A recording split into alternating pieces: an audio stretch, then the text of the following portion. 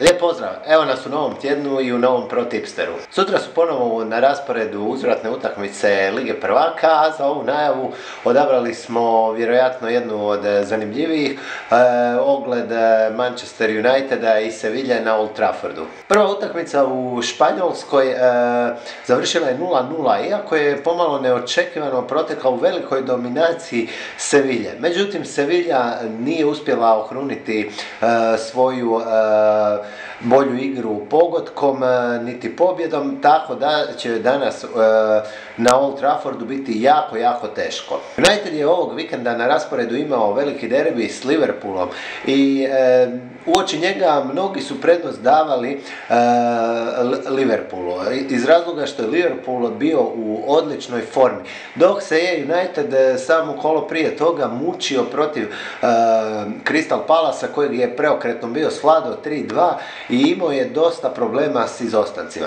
Međutim, pogodcima Rashforda došao je United do velike pobjede u jednom od najvećih engleskih derbija uopće i to je sigurno veliki plus u oči današnje utakmice. A nemojmo zaboraviti da je nakon opisanog remija sa Sevillom United bio svladao i Chelsea. Tako da, forma Uniteda uoči Seville je dosta dobra.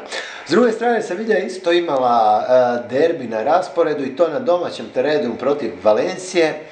Dobro, treba reći da je Montella malo napravio određenih rotacija u sastavu, no izgubili su 0:2, što sigurno nije dobra najava za ovu utakmicu. Prije toga Sevilla je bez primljenog gola bila bolja od Atletika i Malage, no to su ipak dvije, Atletika iz Bilbao, bitno je to naglasiti, no to su ipak dvije dosta slabije momčadi od Seville.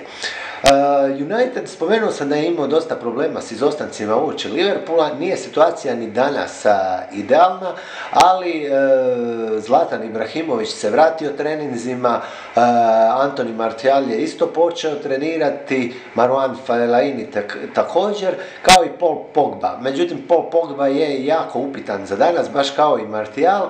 Ne znam da li će oni igrati, ali definitivno u kadru će biti. Od igrača kojih sigurno neće biti, tu su Rojo, Phil Jones, Herrera i Blind, igrači kojih od ranije nema. Sevilla na papiru ima puno manje izostanaka, ali jedna pozicija ju je danas u velikim problemima. Radi se o poziciji desnog beka, jer se ozlijedio Jesus Navas, iako su postojale neke govori da će se on oporaviti na vrijeme, to neće biti slučaj, njega definitivno neće biti, to je potvrđeno u ponedjeljak, a problem je što je i Sebastian Corchia, koji isto može pokriti tu poziciju, ozlijeđen, a Meksikanac Miguel Layún, koji isto može to igrat, nema pravo nastupa u Europi. Tako da će tu poziciju danas pokriti Gabriel Mercado, igrač koji inače prvenstveno stoper. Dakle, to bi moglo biti potencijalno veliki problem za Sevilju. Današnji koeficijenti su nekako realni, iako sam ja očekivao da će United biti mnogo veći favorit. I ovako, ja mogu odmah reći da ja ću igrati čistu jedinicu na United.